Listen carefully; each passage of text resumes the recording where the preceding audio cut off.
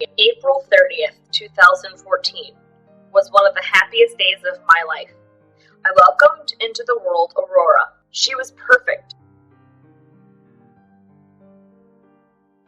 Little did I know that in a few months my world would be turned upside down. We were later admitted to Sanford Children's Hospital, or the Castle, in Sioux Falls, and she was diagnosed with failure to thrive. Our amazing doctor decided to do some testing and admitted her again to the Sanford Children's Hospital, this time doing some more serious in-depth testing. The neurologist sat down like she was another visitor and asked us routine questions. She looked Aurora over and then gave us the grimmest news like it was no big deal. She informed us that our daughter had pontocerebellar hypoplasia. She explained what it was after telling us our daughter would never do anything, is all I heard. And then I remember hearing die in infancy. Or not have a very long life. And if she does have a long life, there really wouldn't be much of it. She would be bound to wheelchairs and feeding tubes and trach tube to help her breathe, and be in and out of the hospital, and eventually we were going to watch our child die. I would sob because I would never see her wedding day. I would sob because there would be no prom, no first date, no first kiss, no first sleepover, no first play date, no watching her learn to crawl, and no watching her sit up for the first time. I would sob when I came into the realization that I might not even get to hold her the next day. After all the ups and downs, all the good news followed by bad, we experienced our first miracle. We learned that Aurora's left ear healed. I knew something was up because she had started to flinch to certain sounds.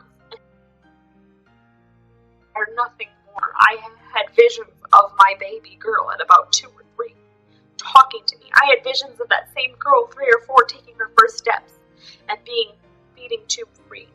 I heard my beautiful girl tell me how much she loved me. I heard her fighting with her siblings. I heard her sassy voice telling me no. And miracles happen that even doctors couldn't explain. She could hear after being born deaf. She could see after being told she could be blind. What hope she gave us. Not just us, but to others. We started getting messages from strangers on the internet, along with our friends and family, about how she was doing, so we created a page just for her. We named it Aurora's Journey. We went again several months later to talk to the neurologist, having a genetics test done, and it's showing that she's the only one in the world with the way that her genes mutated. After hearing the neurologist say that anatomically she has pontocerebellar hypoplasia, but she functions more like somebody with cerebellar hypoplasia, we know that her days will be good, and she'll do things, and she'll be somewhat normal. There will be days that are very bad and very scary. But each day is a new day, and at the end of that day, that's the end of the chapter. We never know if she'll have another chapter.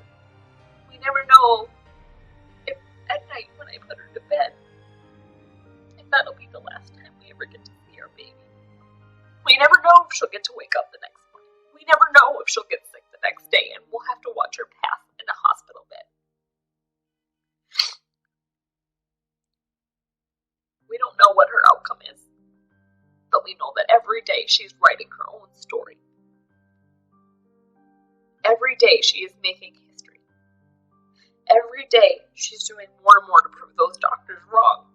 Because we were told she would never walk. We were told she would never amount to anything. And here she is, right in front of us, hearing when she was told she would never hear.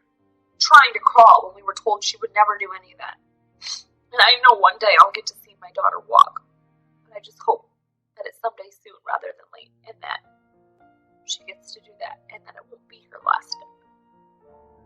And I pray every night that every night is not the last breath that she takes when I say goodnight to her.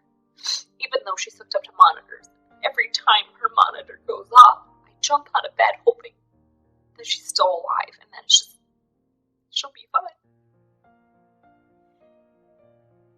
It's hard.